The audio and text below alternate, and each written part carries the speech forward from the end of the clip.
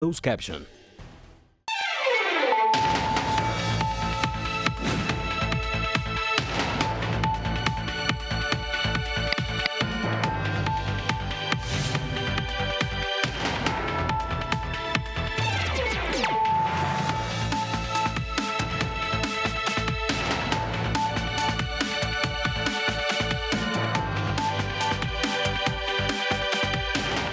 Muy buenas noches, bienvenidos a Opina Bogotá, el espacio de opinión, de debate, de entrevistas de fondo del Canal Capital. Saludamos a esta hora a toda nuestra audiencia en redes sociales, en señal abierta en Bogotá, Cundinamarca, el resto del país, fuera de Colombia, donde nos reportan sintonía. Gracias por estar una vez más con nosotros en este espacio. Esta noche vamos a hablar de un tema que está en estos momentos en pleno debate en la opinión pública. Tiene que ver con la eutanasia para menores de edad. Colombia se ha convertido en el tercer país del mundo, después de Holanda y Bélgica, donde se reglamenta por una orden de la Corte Constitucional lo que se conoce como la muerte asistida, en este caso para menores de edad, con ciertas condiciones. Ha habido posiciones, como era de esperarse, muy diferentes, muy distintas, encontradas en este tema, y esta noche vamos a hablar de este tema con dos expertos en la materia que van a defender sus posiciones que son diametralmente opuestas. Erika Fontalvo, muy buenas noches. Hola Jessy, ¿qué tal? Muy buenas noches para usted, para nuestros televidentes en Bogotá, en Cundinamarca, en el centro del país. Nos ven incluso desde el exterior. Muchas gracias por estar con nosotros en Opina Bogotá. Ya habla usted, Jessy, de esas opiniones, de esas voces que se han levantado en contra de esta reglamentación del Ministerio de Salud. Hoy precisamente la Conferencia Episcopal de Colombia, los obispos católicos del país han hecho un pronunciamiento de fondo en el que rechazan y lamentan que el gobierno no haya oído estos reclamos que distintos sectores de la sociedad, entre ellos, por supuesto, lo de los obispos católicos, pero también citan a asociaciones médicas, universidades, otras instituciones educativas, han hecho frente a este tema. Convocan a sumarse a una movilización, a una marcha nacional por la vida que se cumplirá el próximo 5 de mayo y además están expresando su respaldo a las diferentes actuaciones jurídicas que busquen impedir la aplicación de esta resolución y animan incluso a los abogados del país, Yesita, a los profesionales del derecho, para que interpongan las acciones legales, dicen los obispos católicos, para proteger la vida de los más vulnerables, es decir, de los menores de edad. Así es, y para debatir sobre este tema, esta noche hemos invitado a los estudios de Canal Capital a la doctora Carmenza Ochoa. Ella es odontóloga de profesión, pero especialista en asuntos de bioética. Doctora Carmenza dirige la Fundación Pro Derecho a Morir Dignamente. Bienvenida a Canal Capital. Muchas gracias por la invitación y buenas noches. Buenas noches. Y también nos acompaña Javier Suárez, quien ha estado con nosotros aquí también debatiendo otro tipo de temas similares y quien es el presidente de la Fundación Marido y Mujer, es abogado de profesión. Javier, buenas noches. Jessy, un saludo para usted, para Erika Fontalvo y para todos ustedes los televidentes. Aquí estamos para hablar de la supremacía del derecho a la vida sobre lo que se llama infundadamente la dignidad de la muerte. Bueno, entremos en materia, doctora Carmenza, empecemos con usted. ¿Por qué respalda que hoy en Colombia exista el derecho a morir dignamente para los menores de edad? A ver, es importante entender que los menores de edad también se enferman y también llegan al final de la vida muchas veces en situaciones de indignidad absoluta y que sería muy injusto decirle a un niño, como tienes 10 años y te tenemos que proteger la vida, tienes que seguir sufriendo. Cuando tengas 18 años te ayudamos a morir, pero mientras tanto sufre porque eres un niño y te tenemos que proteger. Así las cosas deben tener los niños. De acuerdo con esta resolución, la 825 de 2018, despedida por el Ministerio de Salud, los mismos derechos, a pesar de ser menores que los adultos, a decidir sobre su condición cuando tienen una enfermedad que sea irreversible, una enfermedad que poco a poco esté acabando con su vida en medio de un sufrimiento enorme. Claro, deben tener los mismos derechos, indudablemente, como les digo, porque son niños, no dejan de tener derechos. Ahora, esta resolución el Ministerio la trabajó con muchísimo cuidado y tiene todas las salvaguardas posibles para que no nos vayamos a salir, no vayamos a estas cosas difíciles de las que habla la gente, de la pendiente resbaladiza, de casos absurdos, de otras cosas.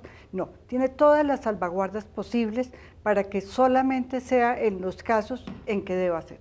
En estos casos, ¿cuáles son los casos que se deben cumplir para que un menor de edad, Erika, pueda de alguna manera hacer uso de lo que hoy es un derecho? Dependiendo de la edad, entre otras Exacto, cosas. entonces el menor de 6 años definitivamente no tiene derecho, porque todo esto parte de la sentencia C-239 de 1997 que despenalizó el homicidio por piedad en Colombia y partió del principio de la autonomía de la persona. Entonces un niño menor de 6 años todavía no tiene un desarrollo cognitivo que le permita tomar decisiones conscientemente, capaz mentalmente. De los 6 a los 12 años el niño hará la solicitud, pero tiene que tener la autorización de los padres, ¿cierto? De los 12 a los 14 hay un intermedio en que digamos que prima más la del niño, pero los padres también tienen que acompañarlo. De los 14 a los 18 ya el niño puede tomar la decisión únicamente. Todo esto, como les digo, con todas las salvaguardas, o sea, al niño lo tienen que evaluar unos psiquiatras especializados en niños para valorar la capacidad del niño para tomar esta decisión vital. O sea, que el niño realmente sepa qué es lo que está decidiendo, que es una cuestión vital, ¿cierto? Que tenga plena conciencia de lo que él está decidiendo. Además que sea una decisión libre, voluntaria, informada e inequívoca en el ámbito médico, según lo que ha establecido esta resolución del Ministerio de Salud. En ese sentido, señor Javier Suárez, presidente de la Fundación Marido y Mujer, ¿usted por qué se opone a este derecho que los niños, en medio de unas condiciones de una enfermedad incurable, cuando lo han pedido, cuando lo han demandado, porque no quieren seguir viviendo en esa situación, optan por el derecho a morir dignamente? Erika, lo primero es lamentar la crisis en la que se encuentra la situación de los niños en Colombia. Por un lado, a los niños los quieren abortar, está la sentencia que permite el aborto en Colombia. Por otro lado, los niños son objeto de violación de sus derechos fundamentales, entre ellos el abuso sexual. Y ahora se le suma a esta situación, a ese panorama oscuro, el tema de la sentencia sobre eutanasia para los niños. O sea, realmente la situación, lo que debiera ser la protección de los derechos fundamentales de los niños, que lo manda la Constitución y los tratados internacionales, se ha convertido en un golpear sus derechos fundamentales, entre ellos el de la vida y el de la salud. Nos oponemos porque nosotros consideramos que el derecho fundamental no es a la muerte, sino el derecho fundamental es a la vida. Y todos los mecanismos del Estado, incluido el sistema de salud, debe activarse para proteger y amparar ese derecho fundamental. O sea, no puede ser que entonces unos padres de familia terminen decidiendo, y como lo dice Jason Aristizábal, el joven que interpuso la acción de tutela, que es un joven que fue objeto de que quería que se le aplicara la eutanasia y que defendió su derecho a vivir. Vamos a ver su historia de vida ahora, Erika. Claro, y que puso una acción de tutela precisamente para tumbar la sentencia de la Corte Constitucional y ahora la reglamentación del Ministerio de Salud. Bueno, pero usted es abogado, doctor Javier, y aquí ya hay una orden de la Corte Constitucional y una resolución que en ese sentido debe emitir el Ministerio de Salud. Que la Corte obliga al Ministerio a reglamentar la eutanasia. Y sobre eso quiero decirle una cosa. La Corte Constitucional no puede obligar al gobierno nacional a reglamentar sentencias. Mire usted, la Corte Constitucional despenalizó el aborto. El gobierno nacional reglamentó el aborto mediante una resolución. Esta fue demandada, la resolución 444 fue demandada ante el Consejo de Estado y el Consejo de Estado tumbó la regulación que había expedido el Ministerio de Salud, diciéndole a la Corte, el Consejo de Estado, y al gobierno no se pueden reglamentar sentencias de la Corte.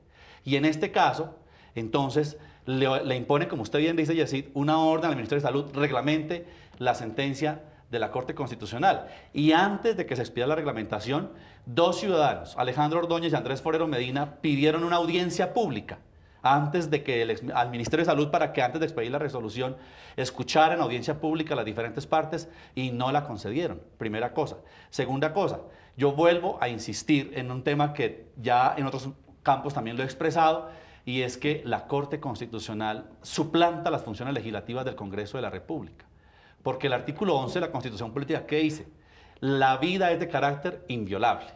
¿Quién puede modificar entonces la Constitución y la ley? Si la Constitución dice que la vida es de carácter inviolable. El mismo Congreso de la República, por artículo 114 de la Constitución, dice que quien puede modificar la Constitución y la ley es el Congreso. Y aquí en la práctica la Corte está legislando porque está modificando las leyes y está diciendo que autorizan a los papás para que tomen la decisión por los niños si quieren aplicar la eutanasia. Y si no tienen padres, entonces que el Estado lo puede hacer. Y entonces nosotros nos estamos diciendo, y entonces ¿a dónde queda el sistema de salud? Que tiene la obligación las EPS de garantizar los tratamientos científicos y paliativos. Y le pregunto a la doctora Carmenza, ¿dónde está la responsabilidad de las EPS que tienen que garantizarle dentro del sistema de lo que la ley les ordena la asistencia científica a su máxima capacidad para el tratamiento de las enfermedades de los niños en estado terminal y de los adultos mayores? Y eso hace parte de la dignidad, de la vida digna, que es un derecho fundamental. ¿Sí? Y adicionalmente, no es esto más bien un espaldarazo, una sentencia que es de carácter político. No están aquí los magistrados, es mostrarnos su modo de pensar revestidos de la condición de magistrados. O sea, es una sentencia política y no jurídica donde despojan a las EPS de su responsabilidad de tratar las enfermedades terminales de los niños. Doctora Carmenza, una moción de réplica, como dicen en el Congreso. Esta sentencia enfatiza muchísimo en la atención de cuidado paliativo. O sea, el niño que solicite la eutanasia, para que su solicitud sea tenida en cuenta, tiene que haber recibido atención de cuidado paliativo de la mejor calidad posible, ¿cierto? Sí, porque es que el tema de las EPS, y aquí valga también recordar, antes de que la doctora Carmenza continúe con su argumentación, que todo surge, y decir, por una tutela que interpusieron los padres justamente de un niño que nació con parálisis infantil. Durante mucho tiempo lucharon con la EPS precisamente para que le garantizara una serie de cuidados paliativos para sobrellevar esta condición, pero el niño se fue complicando y complicando, y se interpone la tutela, que llega a revisión de la Corte Constitucional, y la medida llega cuando el niño ya falleció, porque nuestro sistema de salud es bastante precario en esta materia, tanto para adultos como para niños, doctora Carmenza. Y ahí la Corte Constitucional vuelve a decir, deben mejorar la atención de cuidados paliativos y la atención médica en general para los niños, niñas y adolescentes. Debe mejorar la atención de cuidados paliativos. El Ministerio de Salud en la resolución enfatiza todo el tiempo en cuidados paliativos, y que todas las entidades de salud, todas las EPS, todas las IPS deben tener atención de cuidado paliativo, y el niño, para que pueda hacer su solicitud de eutanasia, debe haber tenido una muy buena atención de cuidado paliativo. Bueno, como ven, este es un tema que divide las opiniones, por eso nuestros periodistas recogieron las opiniones de aquellos que defienden la eutanasia para los menores de edad, pero también la postura de aquellos que se oponen. Vamos a escuchar el siguiente reportaje y a ver las razones de aquellos que apoyan la eutanasia para menores, que es un informe de nuestra periodista María Alejandra Manrique. La eutanasia es el acto de provocar intencionalmente la muerte de una persona que padece una enfermedad incurable con el objetivo de evitar su sufrimiento. En Colombia esta práctica se despenalizó hace 2 décadas a raíz de una sentencia de la Corte Constitucional. Yo acepto que el Estado debe defender la vida como un bien general, pero ya cuando la vida, y no solo la vida, sino el final de esa vida, que es absolutamente individual, no podemos dejarnos distraer que por defender la vida, esa defensa de la vida fuera a eliminar las enfermedades. Las enfermedades que llevan al ser humano a perecer no las puede eliminar el Estado. Evitar el sufrimiento prolongado de una enfermedad terminal es una decisión autónoma. Sin embargo, las leyes no estaban preparadas para que este procedimiento fuera practicado a un menor de edad. Gracias a la resolución 825 del pasado 9 de marzo, ya es posible. Lo que está haciendo la Corte Constitucional es simplemente obedecer a una línea jurisprudencial y proteger el derecho a morir dignamente, en este caso también para los menores de edad. Lo que hizo el Ministerio fue simplemente cumplir ese requerimiento en los plazos estipulados por la Corte. El Ministerio hace una resolución que en mi opinión es una resolución de avanzada, es una resolución que intenta solucionar y aborda científicamente un problema, y es decir, efectivamente la eutanasia también puede ser aplicada a menores de edad bajo unos determinados requisitos y condiciones. Una de las condiciones establece que a partir de los 14 años el menor adolescente tiene autonomía vida para desear una muerte digna a través de la eutanasia y sin el consentimiento de los padres. Caso contrario para quienes son mucho menores. Se dice entre 6 y 12 años debe ser de forma excepcional, es decir, solo cuando el menor tenga efectivamente la capacidad de decidir después de un examen psicológico y psiquiátrico y siempre con la presencia del padre, y entre 12 y 14 años también es posible que tome esa decisión bajo otros condicionamientos. En estos últimos casos se debe contar con la aprobación de un comité técnico-científico. En la resolución no se obliga al médico tratante de la enfermedad a que practique la eutanasia, es decir, se respeta la objeción de conciencia. Se tendría que buscar la manera de que existan médicos que estén dispuestos a realizar la eutanasia y que las entidades prestadoras del servicio de salud tengan la posibilidad de acudir a estos médicos siempre dentro de su personal para realizar las eutanasias. La resolución es clara que los menores de edad tienen derecho a morir dignamente. Es por eso que el Ministerio de Salud la implementará progresivamente. Sin embargo, el Congreso debe expedir una ley que reglamente la eutanasia en adultos y menores de edad. Señor Suárez, así las cosas, ¿qué queda frente a este tipo de escenarios en los que los menores de edad que afronten una situación en su salud que resulte irreversible, que los someta a unas condiciones muy adversas, demanden o soliciten un proceso de eutanasia previa concertación con sus padres y una vez se cumplan todos los requisitos? ¿Hay recursos, hay mecanismos que se puedan interponer? Por ejemplo, los médicos podrían acudir a una objeción de conciencia, las mismas EPS, otras instituciones. Bueno, Erika, espero poder ser muy claro en la forma que le voy a contestar este punto. En primer término, nosotros estamos pidiéndole, la Fundación Marido y Mujer, que represento, estamos pidiendo al Ministerio de Salud, propiamente al ministro Alejandro Gaviria, revocatoria directa de su resolución. Primera medida. Así lo establece el nuevo Código General del Proceso, que la autoridad que emana una actuación administrativa, si visto que se le solicita la revocatoria directa, los fundamentos dan para ello, proceda la misma autoridad a revocar la resolución, es decir, el propio Ministerio de Salud. Primero. Segundo, nosotros ya pedimos la nulidad de la sentencia T544 del pasado año 2017, pero acá hay una novedad, Erika, y es que fue proferida no por la Sala Plena de la Corte Constitucional, sino por la Sala de Revisión de Tutela. Entonces estamos pidiendo ahora que el recurso de nulidad sea tramitado en la Sala Plena de la Corte Constitucional, ¿sí? Porque realmente es un tema de trascendencia nacional y es una solicitud que está respaldada cuando fue radicada por 1.800 firmas, iban al momento en que la radicamos, pero se han presentado más coadyuvancias. Tercer aspecto, nosotros consideramos que la Corte Constitucional está vulnerando el ordenamiento jurídico del país en la medida que, por ejemplo, la ONU lo que pide en la Declaración Universal de los Derechos Humanos, en el artículo 3º, es el derecho fundamental a la vida. Doctora Carmenza, la vida, no la muerte. O sea, no pueden ser las instituciones las que fomenten una cultura de muerte, sino las instituciones están para fomentar una cultura de vida y ustedes, los televidentes, deben ser los primeros veedores. No podemos quedarnos con la boca callada y cruzados de brazos mirando cómo la institucionalidad del país lo que está es golpeando el derecho fundamental de los niños. Doctora y Carmenza, perdóneme, perdóneme, sí. si me permite Sí, concluir claro que sí, para que la concluye. doctora pueda hacer su réplica, si bien lo tiene. El tema progresivo de 3 sentencias quiero explicarlos. La primera sentencia es la que ya la doctora Carmenza mencionó, que es la sentencia C-239 del año 97, que permitió la eutanasia.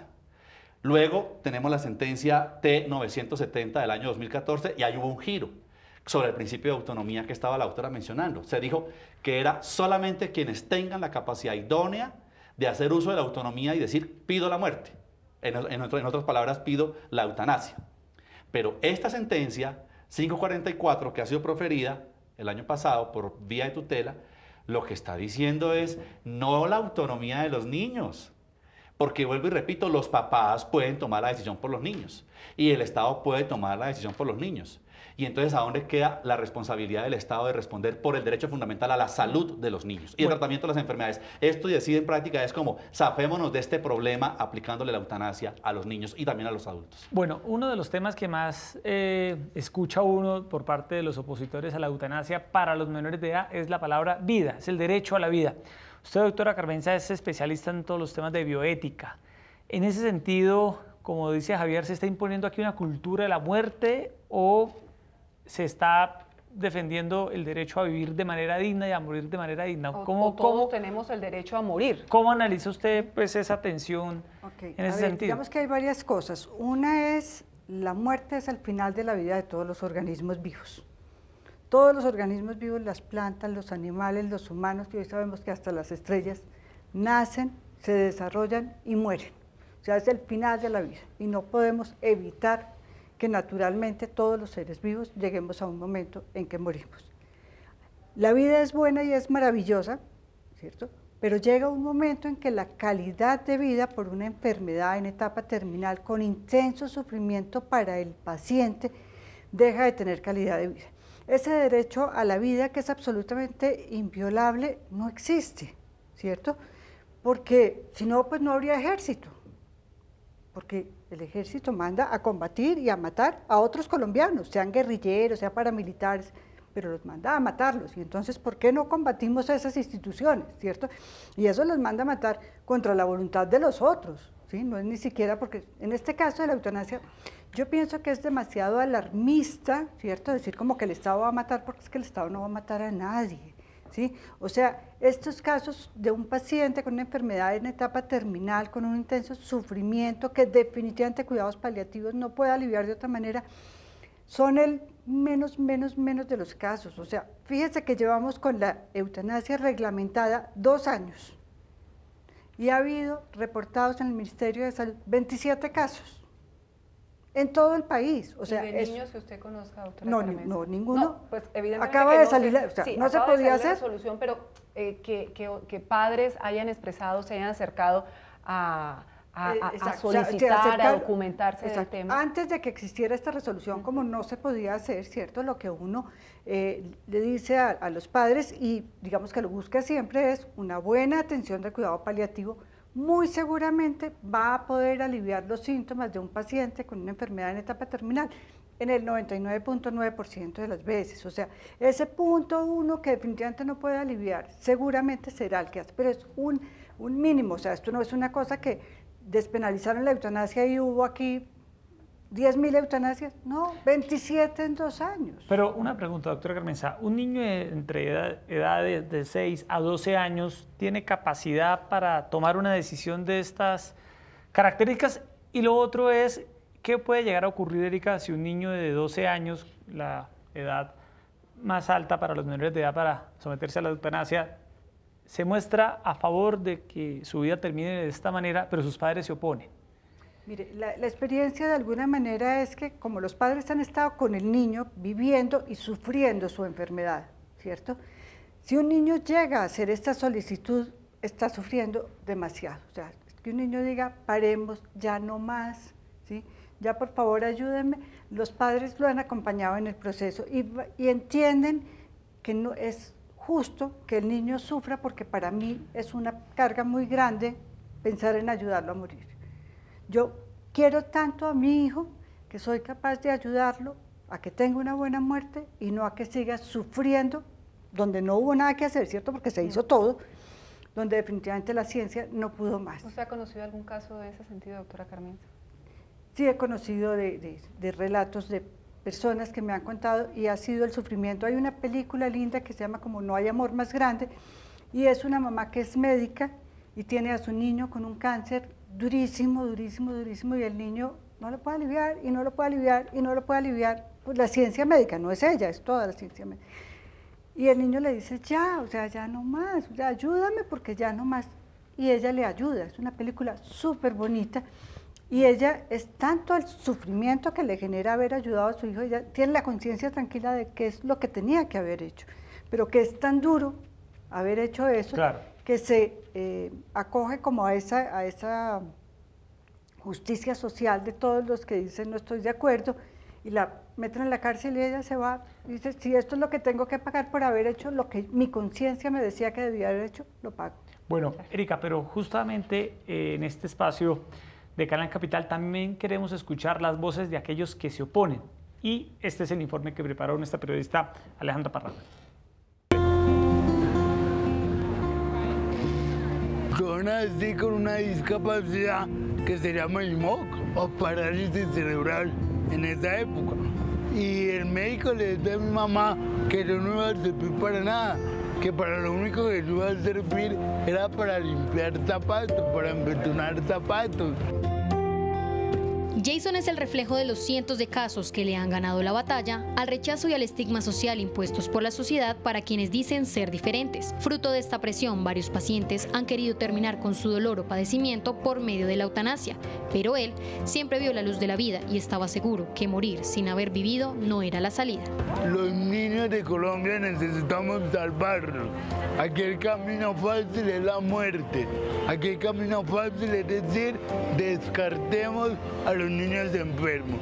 Al contrario, hay que trabajar para que el sistema de salud sea un sistema de salud eficiente para darle vida a los niños.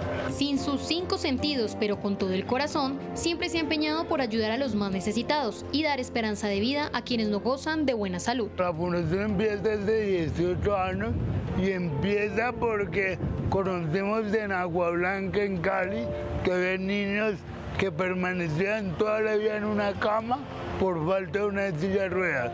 A pesar de que nadie daba un peso por él, Jason se graduó como comunicador social y actualmente estudia Derecho. Su labor, ayudando a los demás, le ha permitido abrirse fronteras e incluso ser premiado por el trabajo desinteresado que realiza. Historias como la de Jason se cuentan por cientos en nuestro país. Por ello, las voces que se oponen a acabar con la vida de los más pequeños por X o Y razón se hacen escuchar. Rechazo categóricamente la práctica de la eutanasia en Colombia. No queremos dejar morir a nuestros viejos, no queremos dejar nacer a nuestros niños y ahora queremos aplicar eutanasia a los niños, a los adolescentes. Inaceptable. Para otros, una reglamentación no puede estar por encima de los mandatos de Dios y mucho menos de las leyes del país. Expertos en la materia también afirman que antes de pensar en abrir la puerta para decidir si se quiere morir, a los más pequeños se les debe garantizar el derecho fundamental a la salud. El Ministerio de Salud no solamente tiene órdenes por parte de la Corte Constitucional para garantizar en este caso la eutanasia. El Ministerio de Salud también tiene órdenes de la Corte Constitucional hace muchos años para garantizar el derecho fundamental a la salud, la atención oportuna, la atención digna de esos pacientes y han sido incumplidas. Una decisión que ha ocasionado diversas reacciones, entre ellas la de la Iglesia Católica, que en los últimos días adelantó incluso una tuiteratón para rechazar la reglamentación de la eutanasia para niños, afirmando que nadie, solo Dios, puede decidir sobre la vida de un ser humano. Es actuar directamente para asesinar a una persona indefensa, inocente en este caso. Finalmente la eutanasia resulta siendo un asesinato. ¿Tiene realmente un niño la capacidad de decidir cuándo morir sin haber vivido?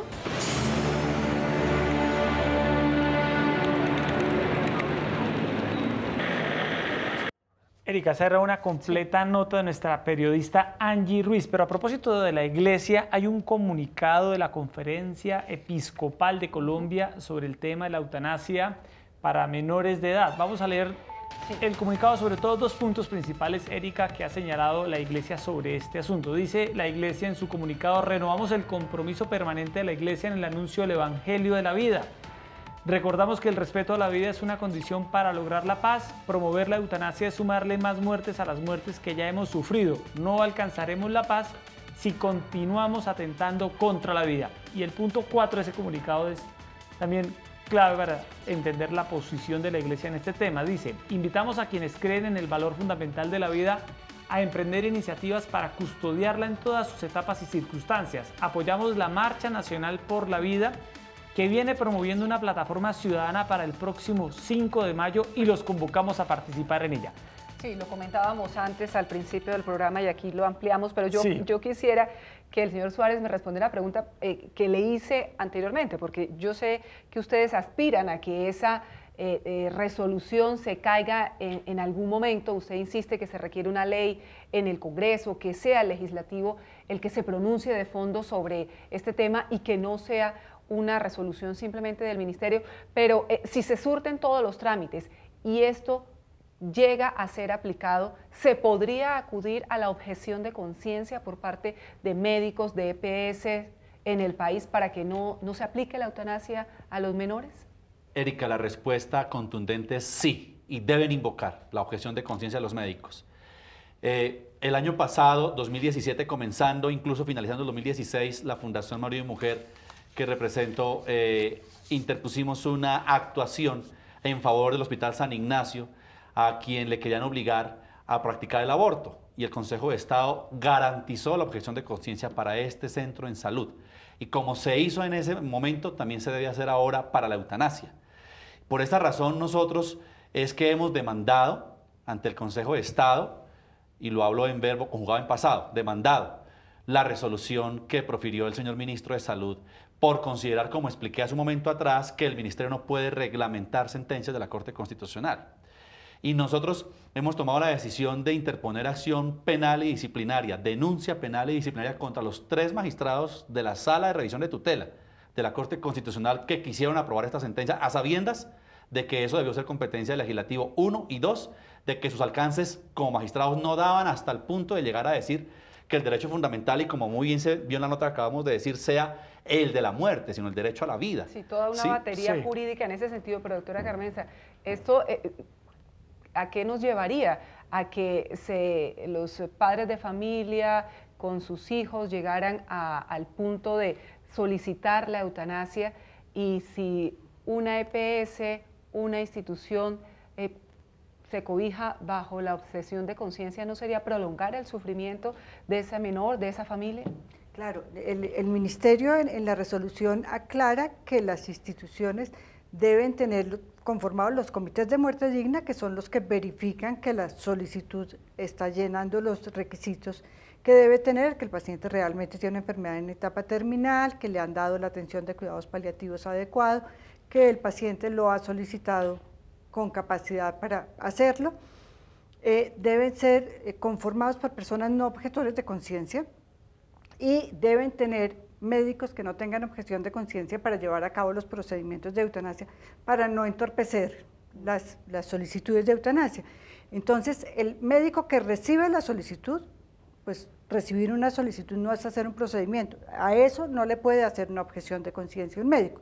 La objeción es para llevar a cabo el procedimiento, y allí, en el momento en que él hace la objeción de conciencia, la EPS o la IPS debe designar un médico que no tenga objeción de conciencia y lleve a cabo el procedimiento. De lo contrario, podría ser sancionada. Claro, claro, porque hay unos términos legales para llevar a cabo el procedimiento, desde la solicitud de la muerte digna del paciente hasta llevar a cabo el procedimiento. Sí, doctora Carmenza, una pregunta, y también para Javier. Este tema, Erika, puede llegar a convertirse en unos pleitos legales que obstruyan el cumplimiento de lo que ordenó la Corte y de la resolución. Esto ya se ha vivido un poco en el país en relación con el tema del aborto. Y de la resolución del Ministerio de Salud. Es decir, puede haber aquí un cruce de interpretaciones jurídicas contra la sentencia de la Corte, objeciones de conciencia.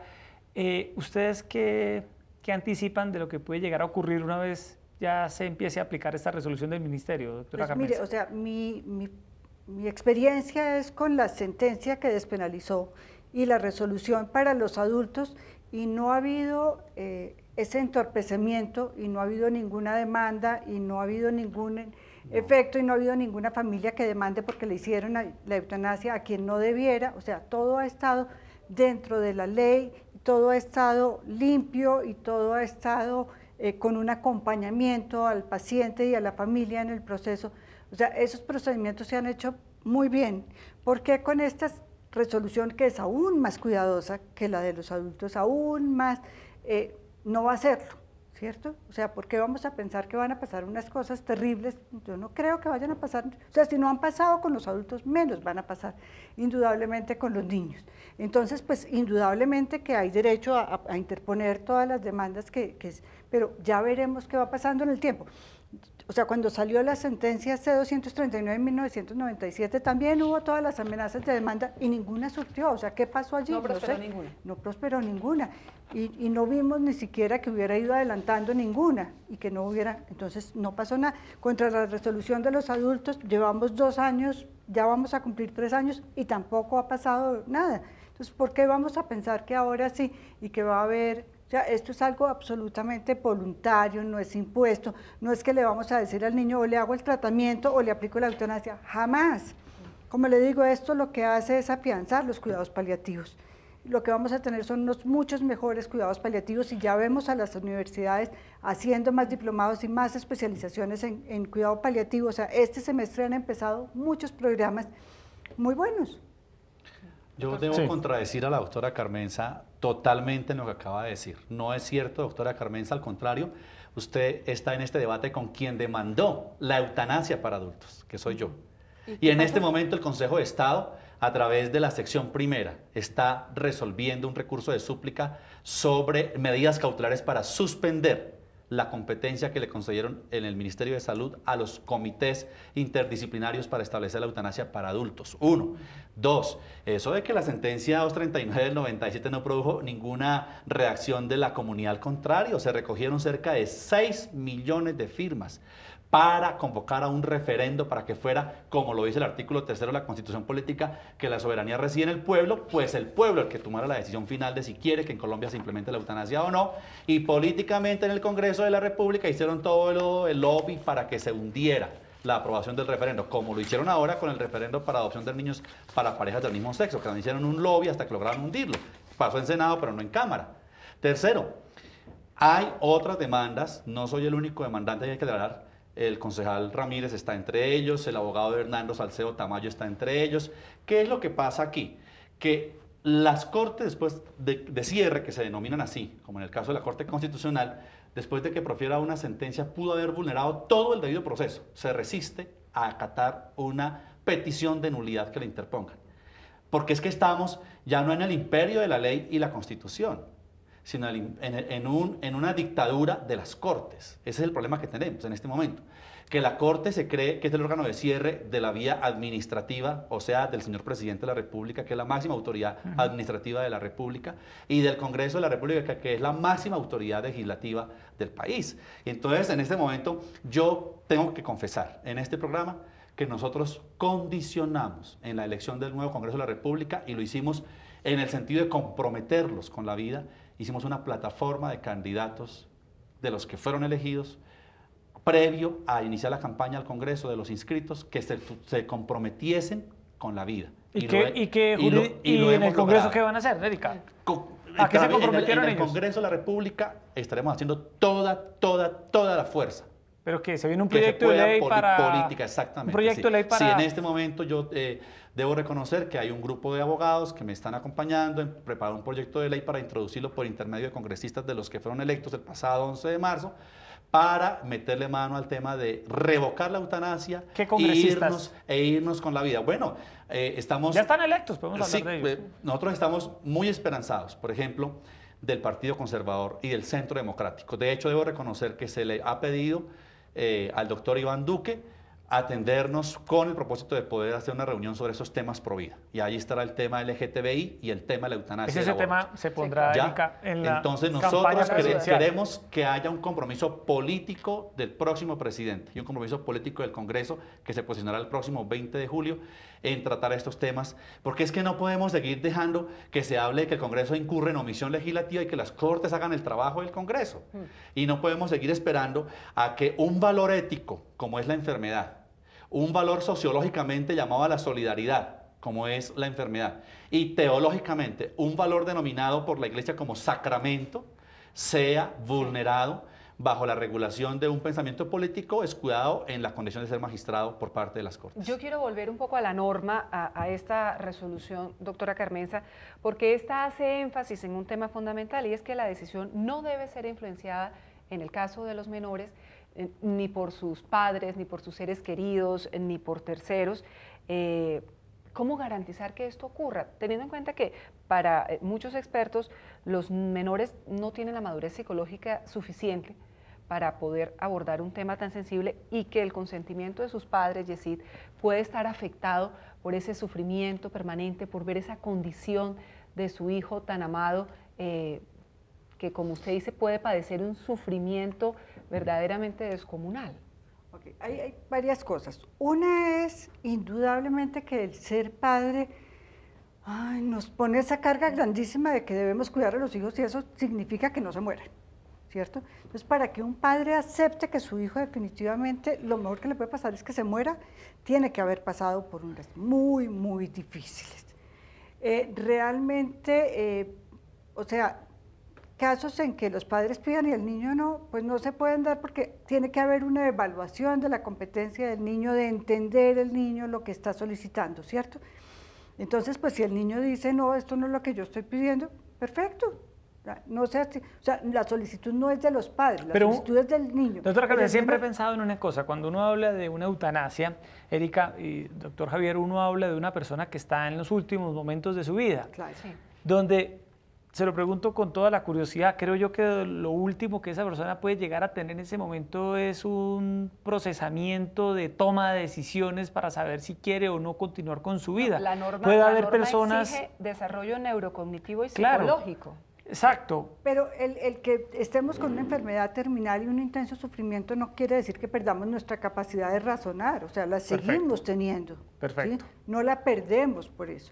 Y tiene que, digamos que tenerse como mucho cuidado, ¿cierto?, en que no sea, digamos, como una cuestión de hoy me duele, pero si me alivia el dolor, ¿quiero seguir viviendo? No. Y eso en un menor de edad, Erika, ¿cómo se resuelve? Porque vuelvo al tema que planteamos hace unos minutos, un menor de edad tiene, doctora Carmenza, capacidad de toma de decisión sobre su vida a los 12 años, no hablemos de menor de edad, que es entre los 6 y los 12 años, pero un niño de 7, 8 años, una niña puede saber... Eso es lo que tienen que evaluar los psiquiatras y los psicólogos en el que comité lo están atendiendo. Exacto, en el comité. Ellos tienen que evaluar si el niño está entendiendo que la muerte es irreversible. ¿sí? Ahora, se murió y ya no va a volver. Ahora, el niño ha estado sufriendo, le han dado todos los cuidados paliativos, le han tratado de aliviar, pero no le han podido aliviar. Doctor Suárez. Sí, claro. Hay una cosa que no podemos desconocer y es que la enfermedad es inherente al ser humano. O sea, nosotros estamos expuestos a enfermarnos, cualquier ser humano. Y nosotros no podemos huirle a la enfermedad, digamos, cobardemente, digámoslo así, diciendo que la salida fácil es la eutanasia, una inyección letal. ¿Cuánto vale una inyección letal? ¿Qué es el mecanismo de la eutanasia? La doctora Carmenza, de pronto, que está más cerca sobre ese aspecto, de pronto podría informarnos, pero dijéramos un costo, 60.000 pesos colombianos. ¿Cuánto vale el tratamiento de una enfermedad para las EPS? Le vale millones. Entonces, vuelvo a decir que hay, para mí, un olor, un tufillo, a que aquí lo que hay es una influencia en la Corte Constitucional para que se profiera una sentencia más de corte político. ¿Pero a quién beneficiaría políticamente eso, a quién? A las grandes, digamos, EPS que no tienen que hacer inversiones en tratamiento de enfermedades terminales, que son bien costosas respecto del costo de una inyección para la eutanasia, ¿sí? Mire, en el caso del señor... ¿Pero usted cree que se van a masificar las eutanasias para menores de edad? ¿Cree usted que eso se va a convertir en todos los días 500, 600 en el país? Es probable que no. Es probable que no. No hablemos de una cifra que se esté masificando, pero yo tengo que decir, y debo decirlo con nombre propio, y me comprometo a presentarle a las personas que fueron objeto de presión para aplicar la eutanasia a un adulto mayor en la clínica Meridi. Y yo intervine para que no se hiciera. Y tuve una discusión con el médico para decirle, usted no puede abusivamente sugerir la eutanasia a los familiares de un paciente que no estaba en capacidad de hablar, porque ha sufrido un problema neurocerebral. Entonces sí se están camuflando la posibilidad de hacerle a las EPS el quite de su responsabilidad. ¿No lo cree posible, doctora Carmenza? No, no lo creo posible porque es que, mire, esto tiene que ser absolutamente limpio, hay un conducto regular. La EPS tiene que mandar un informe al Ministerio de Salud con todo y digamos, ese informe es desde que la persona hace la solicitud de eutanasia y se activa el Comité de Muerte Digna, se lleve a cabo el procedimiento o no, esto debe llegar al Ministerio de Salud. Hay las salvaguardas necesarias y no han pasado estos casos, como les digo, o sea, en 2 años llevamos 27 casos en adultos. Carmenza, ¿y qué pasa cuando el niño tiene, por ejemplo, parálisis cerebral, no puede expresarse, no tiene un desarrollo de ningún tipo, no se puede solicitar? En ese caso ni se considera. Pero no deja ser paradójico, Erika, porque ¿qué sufrimiento de un niño en esa condición? En la argumentación... Pero no es este un menor de edad que tiene un grave sufrimiento y que aplicaría para una eutanasia a menores de edad. Sí, pero es que ahí sí vamos a la pendiente resbaladiza, porque es el caso no que tiene ustedes acaban de conciencia. mostrar. Entonces, tiene capacidad para tomar la decisión, no tiene capacidad de tomar la decisión, no podemos seguir adelante. Bueno. O sea, cuando el niño entre los 6 y los 12 años hace la solicitud, ¿cierto? Quienes van a dar la autorización final son los padres, pero el niño tiene que haberla solicitado. Si el niño está pidiendo, no quiere la eutanasia, no va a haber ningunos papás que quieran activar el mecanismo. Bueno, en este país todo es de interpretaciones al paso que estamos actualmente en el siglo XXI. Este es un país de gente experta en gramática y en derecho, dicen por ahí. Y yo entiendo, y le puedo mostrar aquí a la doctora comunicados de la opinión pública del Ministerio de Salud, donde dice que los padres pueden decidir por el menor de edad. Por eso son los tutores, doctora. Bueno. Entonces, si eso va a ser así, yo tengo que decirlo, es una regulación asesina, porque están asesinando a nuestros niños bajo el disfraz de un derecho digno a la muerte, cuando realmente el derecho es digno a la vida. Se nos acabó el tiempo, como ven, un debate, Erika, que no para hoy, va a continuar durante las próximas semanas. Cuando se empiece a aplicar esta resolución del Ministerio de Salud, ha dicho aquí Javier Suárez que congresistas del Partido Conservador y del Centro Democrático, lo más probable es que la nueva legislatura del Congreso lleven un proyecto de ley para hacerle frente a la eutanasia para menores de edad. Ha hablado que le pedirán al candidato presidencial Iván Duque que se muestre a favor de desmontar la eutanasia para menores de edad, y eso apenas empieza. Y bueno, también estamos a la espera de que, si es del caso, prosperen todas estas acciones que se han interpuesto, pero bien lo señalaba la doctora Carmenza, en tantos años esto no ha tenido un resultado definitivo y ya se han aplicado las primeras eutanasias en Colombia, 27 en total, y todavía no oficiales. Todavía no de niños, sí, oficiales. El doctor Muerte, quien tuvimos Exacto. aquí, a quien llaman, claro, él llevaba mucho más. Un registro. Javier, gracias por estar con nosotros en Canal Capital. Con gusto, habíamos anunciado una acción penal contra el caricaturista denominado El Matador, del canal del periódico El Tiempo, por la coadyuvancia a la eutanasia de su señor padre Ovidio González, y debo anunciar que la vamos a interponer. Con esto queremos, digamos, atacar todos los frentes, que haya ventanas y puertas abiertas para aplicar la eutanasia como cultura de muerte, cuando lo que debemos defender es una cultura de la vida. Bueno, pues los caricaturistas gozan de libertad de expresión en Colombia. No, pero es que él, digamos, no en cuanto a caricaturista, sino en cuanto que es el hijo del señor González, que fue la primera eutanasia en adultos. Bueno, me refiero. Vale, muy bien. Doctora Carmenza, gracias por estar con nosotros aquí en Canal Capital, dejando clara su posición sobre este tema. Muchas gracias por la invitación, y es importante que la opinión pública tenga estos debates para que conozca las dos caras y vea desde nuestro punto de vista lo limpio que debe ser un proceso de solicitud de eutanasia en un menor de edad. Y lo que contempla la norma en la que se basa precisamente esta resolución del Ministerio de Salud. Y el 5 de mayo, que nos acompañen en la gran marcha, por favor, en defensa de la vida. A todos ustedes, muchas gracias por estar con nosotros esta noche en Opina Bogotá. Mañana nuevamente los esperamos a las 8:30 p.m. Vamos a hablar sobre los habitantes de calle en Bogotá, el último censo que se hizo sobre este tema y qué está haciendo el distrito para atenderlos. Vamos a hablar de los Ángeles Azules que están atendiendo a estas personas que necesitan una nueva oportunidad. Muy buenas noches. Gracias.